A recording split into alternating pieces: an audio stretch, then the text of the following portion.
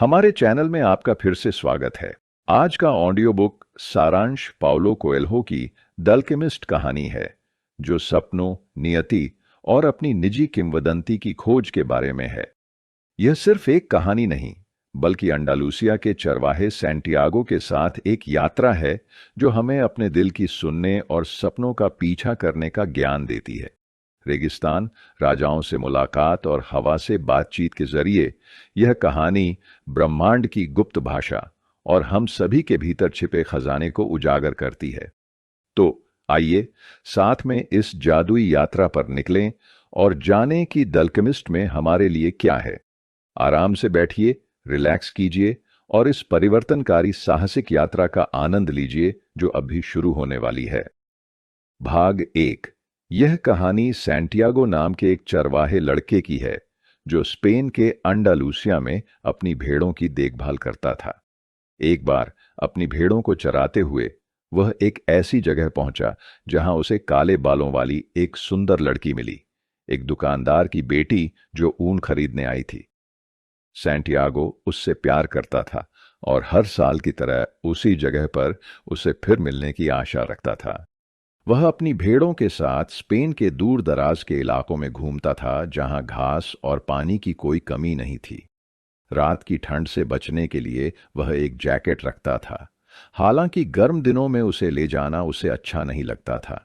हमेशा बदलाव के लिए तैयार रहना चाहिए, चाहे दिन हो या रात या जीवन की बड़ी घटनाएं, वह अक्सर कहता, क्योंकि जैकेट उसे ठंड से बचाती थी। परिवार की इच्छा थी कि वह पादरी बने, लेकिन यात्रा के शौकीन लड़के ने चरवाहा बनना चुना, ताकि अपनी भेड़ों के साथ लगातार घूम सके। उसने एक ही सपना 2 बार देखा, जब वह एक खंडहर चर्च में सो रहा था जिसमें से एक बड़ा पेड़ उग रहा था। बाद में वह तारीफा नामक एक कस्बे में एक ऐसी जादूगरनी से मिलने गया जो सपनों की व्याख्या करती थी। जिप्सी औरत ने उसे बताया कि उसे मिस्र के पिरामिड जाना चाहिए, जहां उसे खजाना मिलेगा और मिलने पर उसे अपना 10वां हिस्सा फीस के रूप में देना होगा। हालांकि सैंटियागो ने इस पर ध्यान नहीं दिया और शहर में घूमने लगा, जहां उसकी मुलाकात एक बूढ़े आदमी से हुई। शुरू में सैंटियागो ने उससे बात करने में कोई रुचि नहीं दिखाई, लेकिन बूढ़े की बुद्धिमत्ता से प्रभावित होकर वे बातें करने लगे।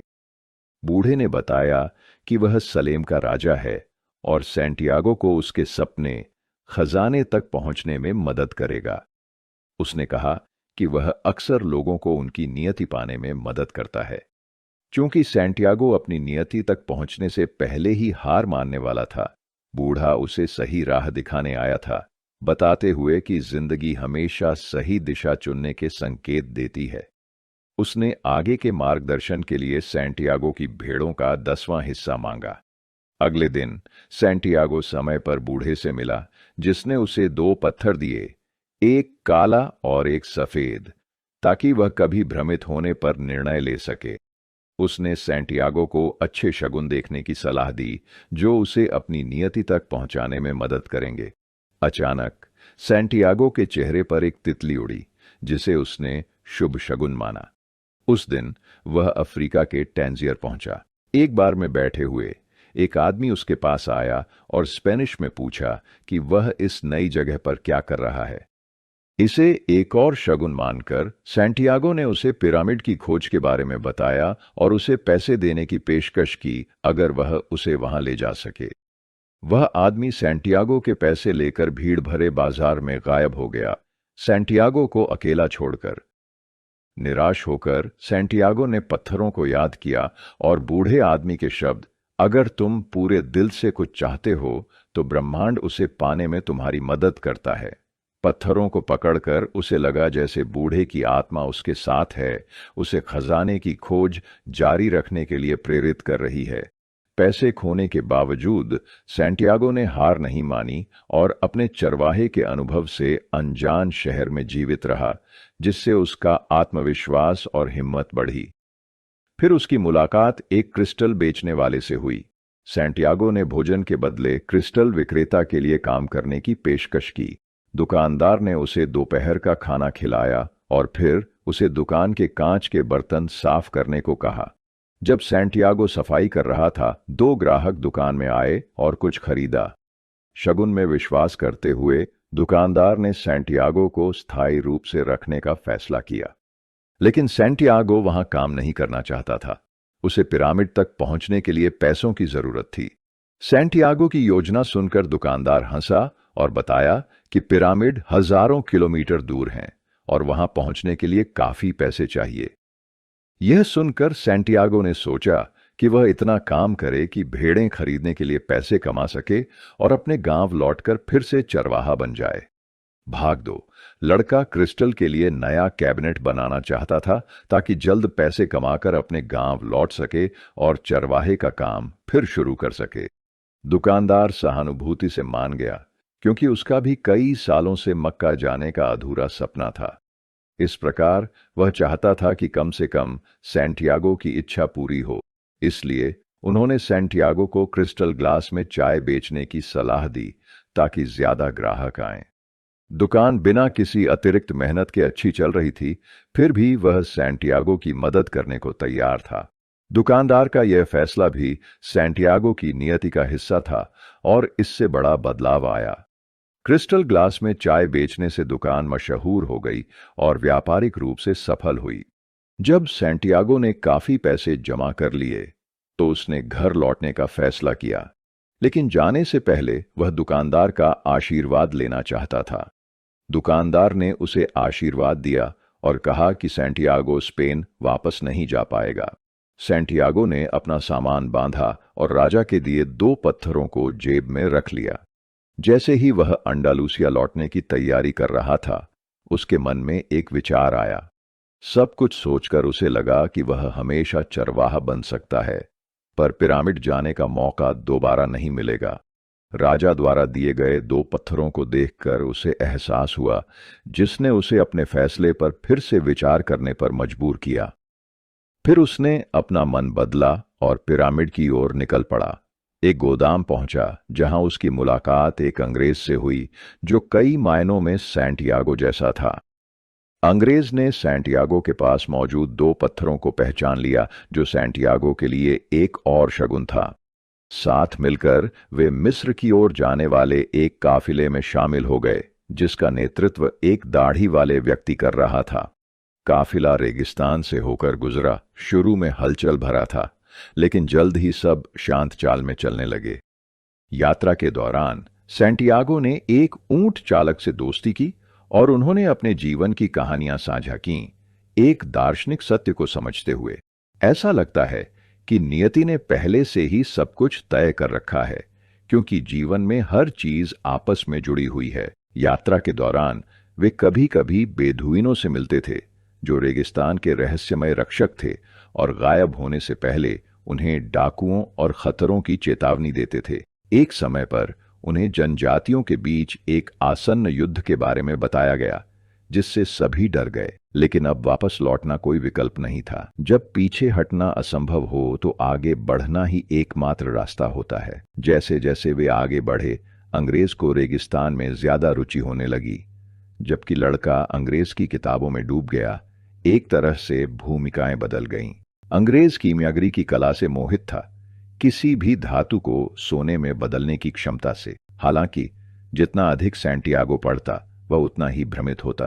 किताबों की भाषा और प्रतीकों को समझने में असमर्थ था। वह आसान तरीके से सीखना चाहता था, पर अंग्रेज ने कहा, उच्च ज्ञान सिर्फ उन्हें मिलता है जो इन किताबों को पढ़ने में समय और मेहनत लगाते हैं। उनका काफिला तेजी से चला, जनजातीय युद्धों से बचने के लिए दिन रात यात्रा करते हुए आखिरकार एक नखलिस्तान पहुंचा।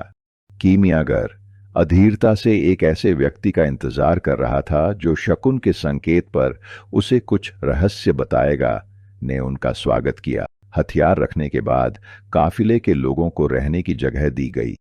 नमस्कार दोस्तों, आप यह बुक सुन रहे हैं बुकपीडियाज यूट्यूब चैनल के माध्यम से। अगर यह बुक आपको पसंद आई है तो मेरे यूट्यूब चैनल बुकपीडियाज को सब्सक्राइब करना मत भूलना।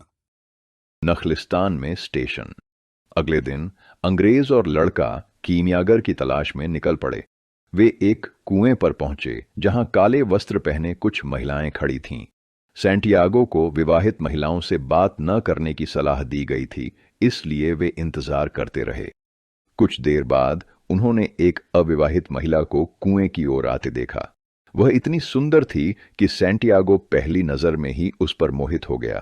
पहली बार उसने प्रेम की भाषा समझी जो सार्वभौमिक है। उसे लगा कि वे एक दूसरे के लिए बने हैं। पूछने पर लड़की ने अपना परिचय फातिमा के रूप में दिया। सैंटियागो रोजाना 15 मिनट के लिए कुएं पर उससे मिलने लगा, जो उसके जीवन का सार बन गया। जल्द ही खबर फैली कि कबीलों का युद्ध लंबा चलेगा और वे तब तक नहीं जा सकते जब तक यह खत्म न हो।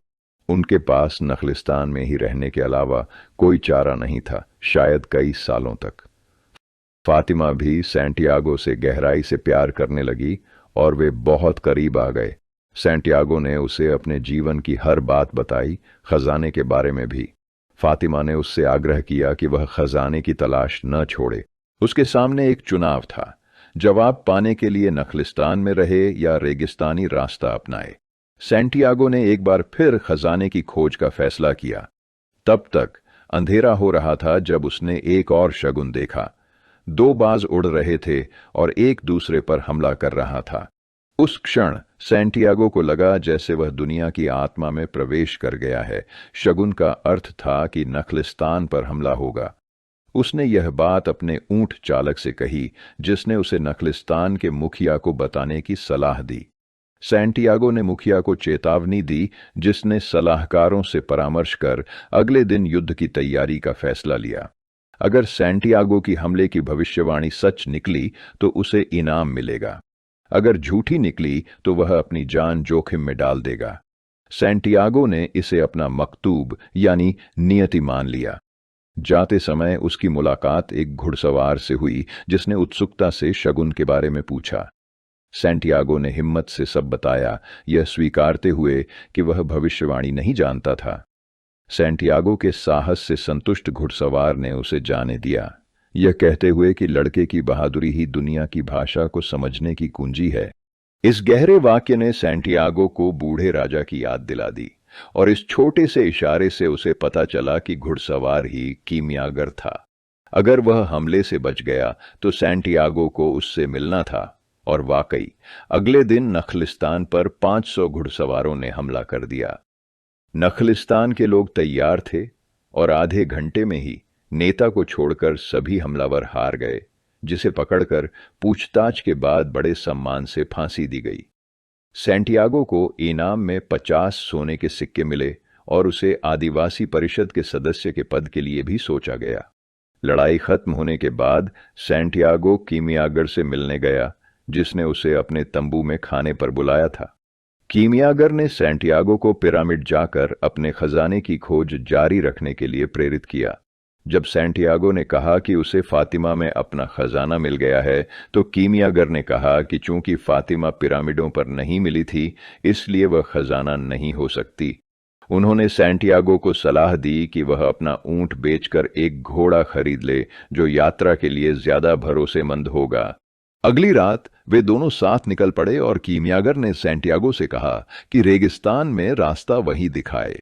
शुरू में सैंटियागो को समझ नहीं आया, लेकिन जल्द ही उसने रास्ते का अनुसरण करना सीख लिया, जहां भी वह उन्हें ले जाए। उसका घोड़ा उन्हें एक जगह पर ले आया, जहां उन्हें सांप के आकार में एक जीवित प्राणी दिखाई दिया। यह वही शगुन था जिसका कीमियागर इंतजार कर रहा था। हालांकि कीमियागर सैंटियागो को खजाने तक पहुंचाने के लिए प्रतिबद्ध था, सैंटियागो नखलिस्तान में रहकर फातिमा के साथ शांतिपूर्ण जीवन बिताना चाहता था। कीमियागर ने सैंटियागो को चेताया कि वह कुछ समय के लिए संतुष्ट रह सकता है, लेकिन अगर वह खजाने की खोज छोड़ देगा तो बाद में पछताएगा और कभी सच्ची खुशी नहीं पाएगा, क्योंकि उसकी नियति खजाना पाना है। वे रात के लिए नखलिस्तान लौट आए और सैंटियागो ने अपने भाग्य का अनुसरण करने का फैसला किया, जिसे उसने कीमियागर के साथ साझा किया। अगले दिन सूर्योदय से पहले ही उन्होंने रेगिस्तान में अपनी यात्रा फिर से शुरू कर दी। सैंटियागो फातिमा की याद में उदास था, लेकिन कीमियागर ने उसे आगे बढ़ने के लिए प्रोत्साहित किया। कहा कि अगर फातिमा का प्यार सच्चा है तो वह मिलेगी। सैंटियागो ने रेगिस्तान से बहुत कुछ सीखा। युद्ध क्षेत्रों से बचते हुए कभी कभी खून की महक भी पास की लड़ाइयों का संकेत देती थी। सावधानी से आगे बढ़ते हुए वे अपनी यात्रा के अंत तक पहुंचे, जहां रेगिस्तान का एक विशाल हिस्सा भयंकर युद्ध में घिरा था। यात्रा के दौरान सैंटियागो ने कई संघर्षों का सामना किया, खुशी और दुख के बीच झूलता रहा। कीमियागर ध्यान से सुनता, ऐसी सलाह देता जिससे सैंटियागो को अपनी खोज के बारे में अच्छा लगता, क्योंकि वह अपने भाग्य की ओर बढ़ रहा था, अतीत से सीख रहा था।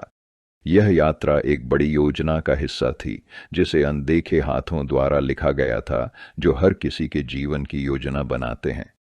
सैंटियागो ने सीखा कि दुख और असफलता का डर खुद दुख और असफलता से बड़ा होता है। अब शांत मन से सैंटियागो ने अपनी अंतर्दृष्टि कीमियागर से साझा की, जिसने बताया कि वह अपने भाग्य के लिए पूरी तरह तैयार है, पर एक आखिरी सबक बाकी है। अब तक सीखे सब कुछ का परीक्षण करने के लिए तैयार रहना। ऐसा इसलिए है क्योंकि हर खोज शुरुआती भाग्य से शुरू होती है, ताकि सीखे गए सबक जीवन भर के लिए अंदर बस जाए। जल्द ही परीक्षण का दिन आ पहुंचा। उन्हें एक जनजाति ने घेर लिया। उनके मुखिया के पास ले जाया गया और पूछताछ की गई। जान बचाने के लिए कीमियागर ने सैंटियागो का सारा सोना जनजाति को दे दिया और दावा किया कि सैंटियागो में खुद को हवा में बदलने की शक्ति है। अगर वह विफल होता तो वे 3 दिनों में उन्हें मार सकते थे। इससे सैंटियागो घबरा गया। वह आगे आने वाली चुनौती से भयभीत था। पहले दिन के अंत तक सैंटियागो ने कीमियागर को स्वीकार किया कि उसे नहीं पता कि खुद को हवा में कैसे बदलना है। कीमियागर ने कहा कि यह सैंटियागो की समस्या थी, क्योंकि वह खुद जादू जानता था। दूसरे दिन सैंटियागो ने पहाड़ पर रेगिस्तान से बातचीत करते हुए समय बिताया। जब तीसरे दिन जादू दिखाने का समय आया तो उसने रेगिस्तान से मदद मांगी। रेगिस्तान ने सैंटियागो से सवाल पूछे, जिनका उसने बहादुरी से जवाब दिया। सहमत होकर रेगिस्तान ने सैंटियागो को हवा से मदद लेने का निर्देश दिया। जब सैंटियागो ने हवा से विनती की तो उसने भी सवाल पूछे और वह साहस से बोला। सैंटियागो ने हवा को इतनी तेजी से चलने के लिए राजी किया ताकि आकाश से मदद ले सके। हवा ने माना और जोर से चलने लगी। फिर सैंटियागो ने सूरज से बात की, उसे और अधिक चमकने के लिए मना लिया। सूरज ने सुझाव दिया कि वह उस हाथ से बात करे जिसने सब कुछ लिखा है। सैंटियागो ने चुपचाप प्रार्थना की। ईश्वर की आत्मा से जुड़ा हुआ महसूस किया, जो उसके भीतर भी थी। वह समझ गया कि कोई अपना उद्देश्य नहीं जानता, क्योंकि सब कुछ एक परम शक्ति द्वारा लिखा गया है। कुछ लोग इसे समझते हैं और जो नहीं समझते वे नष्ट हो जाते हैं। इस रहस्य को जानकर सैंटियागो ने अपने और नियति लिखने वाले हाथ के बीच कोई अंतर नहीं देखा।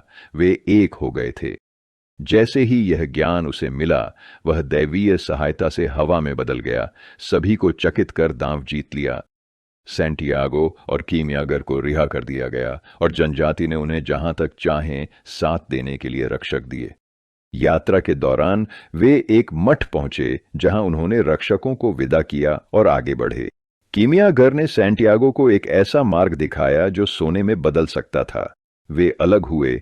कीमियागर नखलिस्तान लौटा और सैंटियागो अपने दिल के निर्देश पर खजाने की खोज जारी रखी। अंततः वह पिरामिडों तक पहुंच गया। भावुक होकर वह रोया और जहां उसके आंसू गिरे, उसने एक भृंग देखा, जिसे उस क्षेत्र में ईश्वर का प्रतीक माना जाता है। इसे एक और शगुन मानकर उसने खुदाई शुरू की, लेकिन कुछ नहीं मिला। तब युद्ध से लौट रहे कुछ जनजाति के लोग आए और सैंटियागो का सारा सोना ले लिया, जो कीमियागर ने विदाई में दिया था। उन्होंने उसे पीटा और गहरा खोदने को कहा। सैंटियागो ने उन्हें यहाँ दफन खजाने के अपने सपने के बारे में बताया, जिसे उन्होंने यह कहकर खारिज किया कि सपने सच नहीं होते। जाने से पहले नमस्कार दोस्तों, आप यह बुक सुन रहे हैं बुकपीडियाज यूट्यूब चैनल के माध्यम से। अगर यह बुक आपको पसंद आई है तो मेरे यूट्यूब चैनल बुकपीडियाज को सब्सक्राइब करना मत भूलना। जनजाति के मुखिया ने स्पेन के एक चर्च में छिपे खजाने के सपने का जिक्र किया, जहां एक खंडहर कमरे में गूलर का पेड़ उगता है। खुशी से हंसते हुए सैंटियागो को एहसास हुआ कि यह वही जगह थी जहां से उसकी यात्रा शुरू हुई थी। खजाना सच था, लेकिन उसे पिरामिड तक लंबी यात्रा करनी पड़ी और फिर किसी और से सीखना पड़ा। अगर वह अपनी नियति का पालन नहीं करता तो शायद उसे अपने ही देश में छिपे खजाने का पता कभी नहीं चलता। उपसंहार: सैंटियागो चर्च गया और खजाना निकाल लिया। फिर उसने जिप्सी महिला को 10वां हिस्सा देने का अपना वादा पूरा किया। बाद में उसे एक जानी पहचानी खुशबू महसूस हुई, फातिमा की याद। यह उसकी सुगंध थी जो एक यादगार के रूप में उसके होठों पर थी। मैं आ रहा हूं फातिमा, उसने अपने प्यार के लिए तरसते हुए पुकारा। अब हम सैंटियागो की मनमोहक यात्रा के अंत पर हैं। पाउलो कोएल्हो की द अल्केमिस्ट की एक कहानी जो प्रतीकों और जीवन के सबकों से भरी है। यह एक सौम्य याद दिलाता है कि कभी कभी अपना सबसे बड़ा खजाना पाने के लिए हमें अपने भीतर देखने और अपने सच्चे स्वरूप को समझने की जरूरत होती है। अगर सैंटियागो की यात्रा का यह सारांश आपके दिल को छू गया है या आपके अंदर कोई ज्वाला जगा दी है, तो हम आपके विचार सुनना चाहेंगे। कृपया नीचे दिए गए कमेंट सेक्शन में अपने विचार बेझिझक साझा करें। आइए साथ मिलकर खोज और प्रेरणा की इस यात्रा को जारी रखें। ऐसी ही रोचक कहानियों के सारांश और चर्चाओं के लिए लाइक, शेयर और सब्सक्राइब करना न भूलें। अगली यात्रा तक अपने सपनों का पीछा करते रहें और आप हमेशा दुनिया की भाषा से जुड़े रहें। फिलहाल अलविदा और हमारे साथ यह समय बिताने के लिए धन्यवाद।